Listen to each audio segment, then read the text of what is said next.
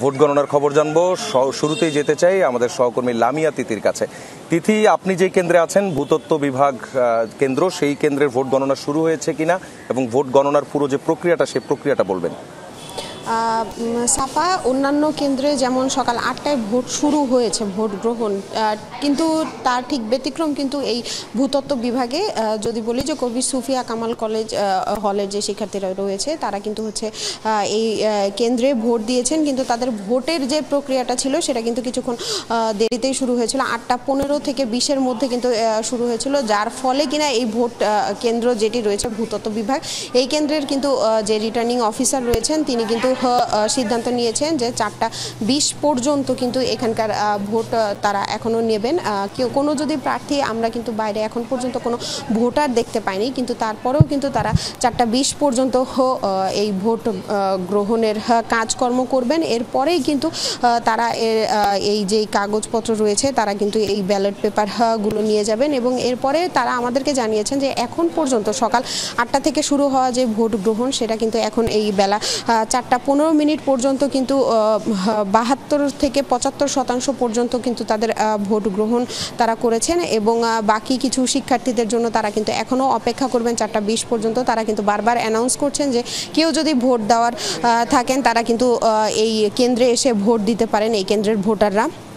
একই সাথে কিন্তু এই যেই কেন্দ্রটি রয়েছে এই কেন্দ্রে কিন্তু 4443 জন ভোটার রয়েছে।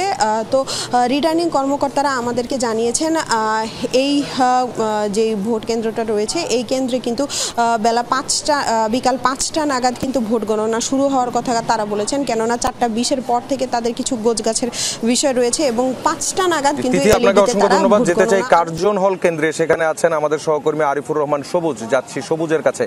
সবুজ, আপনার কেন্দ্রে কি ভোট গণনা শুরু হয়েছে কিনা এবং ভোট গণনার প্রক্রিয়াটা আমাদেরকে বলবেন, আর কত শতাংশ ভোট পড়লো এখন পর্যন্ত সব শেষ?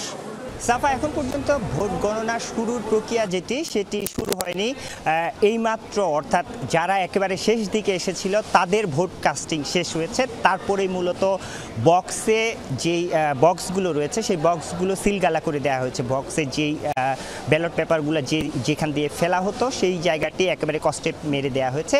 এখন মূলত এর পরের যে ধাপটি সেটি হচ্ছে ভোট গণনা, অর্থাৎ যেই সিলগালা ভোট গ্রহণ শুরুর আগে যে ব্যালট বাক্স যেগুলো রয়েছে সেই ব্যালট বাক্সগুলো সিলগালা করে দেওয়া হয়েছিল, সেই সিলগালা বাক্সগুলো এখন তালা খোলা হবে, এবং তারপরে মূলত গণনা করার যে প্রক্রিয়াটি সেই প্রক্রিয়াটি শুরু হবে। মূলত এখানে গণনার যে প্রক্রিয়াটি আপনি নিশ্চয়ই জানেন যে ওএমআর শিটের ব্যালট পেপার যেগুলো সেগুলো ওএমআর শিটের মতো করা হয়েছে, যেন মেশিনের মধ্য দিয়ে সেইটি খুব সহজেই গণনা করা যায়।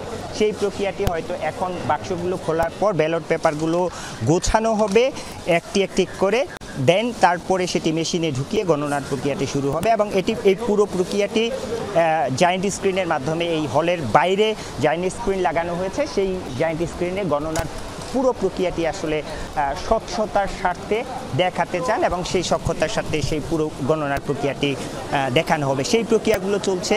মেশিনগুলো যেগুলো গণনার মেশিন, সেই মেশিনগুলো এর মধ্যে চলে আসছে, এবং সেগুলো ভিডিও আকারে ভিডিও করে সেটি বাইরে দেখানোর জন্য যেই সরঞ্জামাদি দরকার সেই সরঞ্জামাদিগুলো এর মধ্যে চলে এসেছে। জি সবুজ, শুনছিলাম আপনার কাছ থেকে বিস্তারিত পুরো প্রক্রিয়াটা। আপনাকে ধন্যবাদ সবুজ।